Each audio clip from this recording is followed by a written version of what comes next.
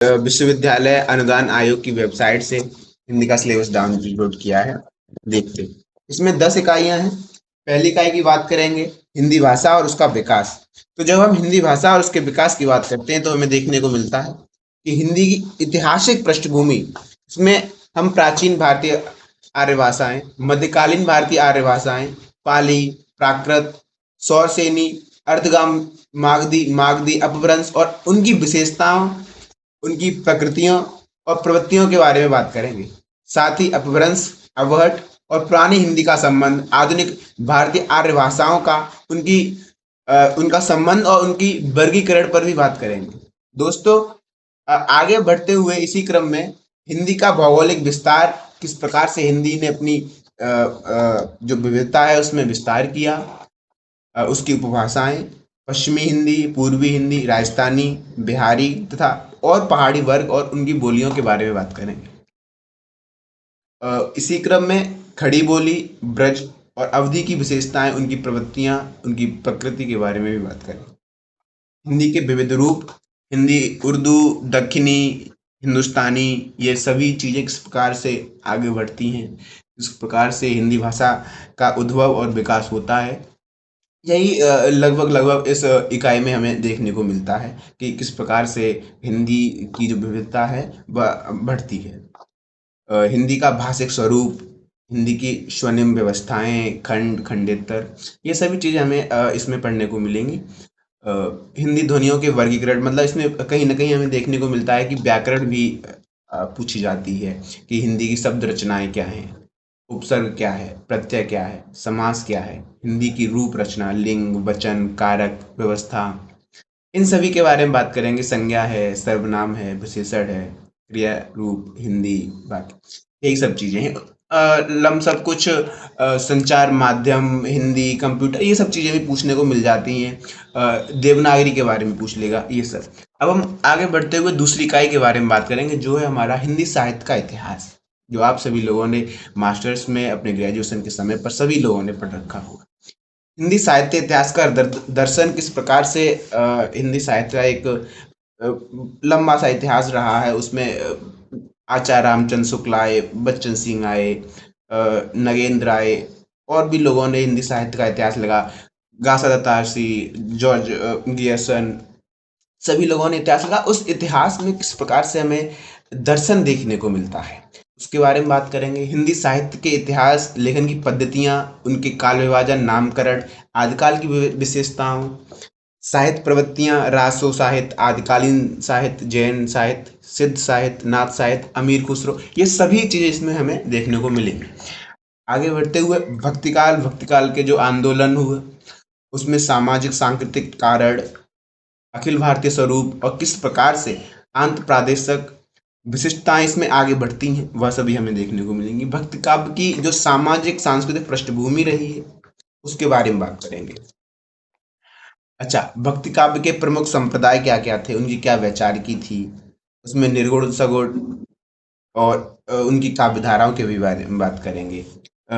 रीतकालीन जो हमारा पूरा साहित्य रहा है उस पर बात करेंगे। रीतबद्ध, रीत सिद्ध, रीत मुक्त, रीत कवियों की क्या प्रवृत्तियां रही हैं, उनके बारे में भी बात करेंगे।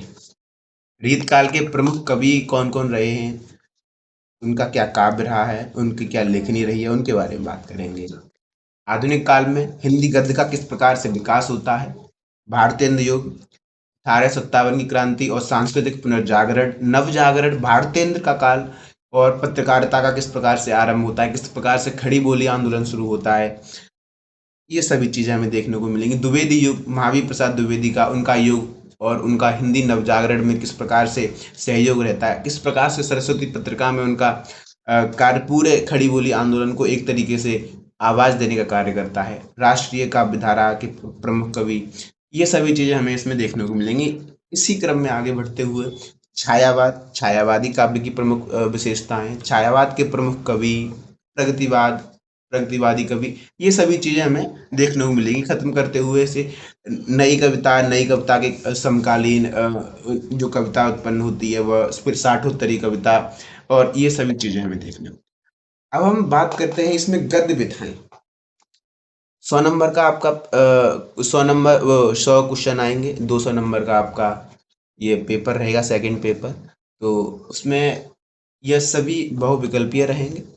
तो ये पूरा ही इतिहास और पूरा ही हिंदी काव्य धाराएं, चाहे हिंदी गद्य विधाएं हो, चाहे हिंदी उपन्यास हो, हिंदी में नाटक हो, अ, आपकी यात्रा वृत्तांत, मतलब सभी विधाएं, जितनी भी विधाएं वह सभी हमें इसमें देखने को मिलेंगी। उसका क्या अवधारणा है, क्या उसका उद्भव विकास है, किस प्रकार से उनमें लेखनी हुई है, वह सभी चीजें पूछी जाएंगी। हिंदी उपन्यास की अवधारणा, प्रेमचंद्र पूर्व उपन्यास, प्रेमचंद्र कालीन, प्रेमचंद्र के संवर्तीय उपन्यास और उनके बाद का उपन्यास। फिर हिंदी कहानी का उद्भव विकास, 20वीं सदी की हिंदी कहानी और प्रमुख हिंदी कहानी आंदोलन और प्रमुख कहानीकार कौन रहे। इसमें लगभग जो चीजें पूछी जाएंगी वो प्रेमचंद के आसपास की, प्रेमचंद पूर्व कहानियां, प्रेमचंद के समकालीन, प्रेमचंद के बाद की कहानियां, ये सभी चीजें कि प्रथम हिंदी कहानी कौन रही थी, ये सब चीजें। फिर हिंदी नाटक और रंगमंच विकास के चरण, भारतेंद्र युग के समकालीन जो नाटक लिखा जा रहा था उसके बारे में बात करेंगे।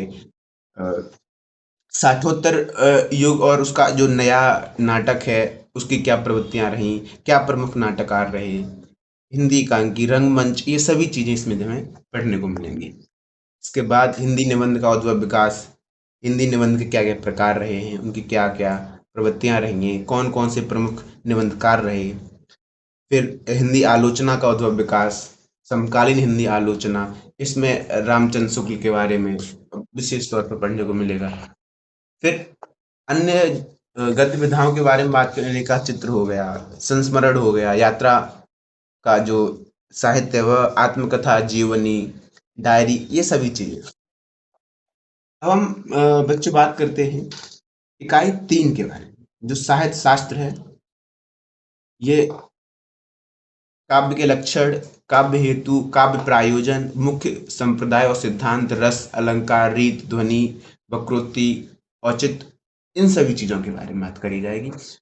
अ, फिर आगे बढ़ते हुए इकाई जो चौथी है उसमें वैचारिक पृष्ठभूमि, मतलब एक वैचारिकी के तौर पर, एक हिंदी के दर्शन के तौर पर, उसकी अवधारणा के तौर पर किस प्रकार से उसकी पृष्ठभूमि गढ़ी जा रही थी उसके बारे में बात करेंगे। उसमें नवजागरण, स्वाधीनता आंदोलन की वैचारिक पृष्ठभूमि, हिंदी नवजागरण, खड़ी बोली आंदोलन, फोर्ट विलियम कॉलेज की स्थापना और भारतेंद्र और अ, महावीर प्रसाद द्विवेदी की हिंदी नवजागरण की पूरी कहानी, क्या उनकी पृष्ठभूमि रही, किस प्रकार से उन्होंने आंदोलन शुरू किया, किस प्रकार से उन्होंने खड़ी बोली आंदोलन को एक अ, अपना मूल उद्देश्य बना लिया। उसके बाद गांधी दर्शन, अम्बेडकर दर्शन, लोहिया दर्शन, इसमें मार्क्सवाद और उसका अस्तित्ववाद, उत्तर आधुनिकतावाद, ये सभी चीजें हमें देखने को मिलेंगी। अंत में दलित, स्त्री, आदिवासी, अल्पसंख्यक, एलजीबीटीक्यू, इनके बारे में जो विभिन्न विभिन्न विधाएं पर बात कही जा रही थी, लिखा जा रहा था, कविताएं लिखी जा रही थी, कहानियां लिखी जा रही थी,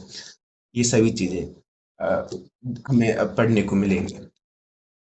इकाई 5 में हिंदी कविता के तौर पर मुख्य तौर पर बात करी जाएगी, जिसमें पृथ्वीराज रासो का रिवर तट। इसमें जो बताया जा रहा है वह ये बताया जा रहा है कि क्या क्या कविताएं आएंगी, उनमें से क्या क्या पूछा जाएगा और उनमें कौन कौन से पद और कौन कौन से लेखक की वह कविताएं पूछी जाएंगी। इसमें पृथ्वीराज रासो का रेखावट, अमीर खुसरो की पहेलियां और मुकरियां, विद्यापति की पदावली, इसमें आपको पद संख्या 1 से लेकर के 25 तक में जो पदावली दी गई है वह पूछी जाएगी।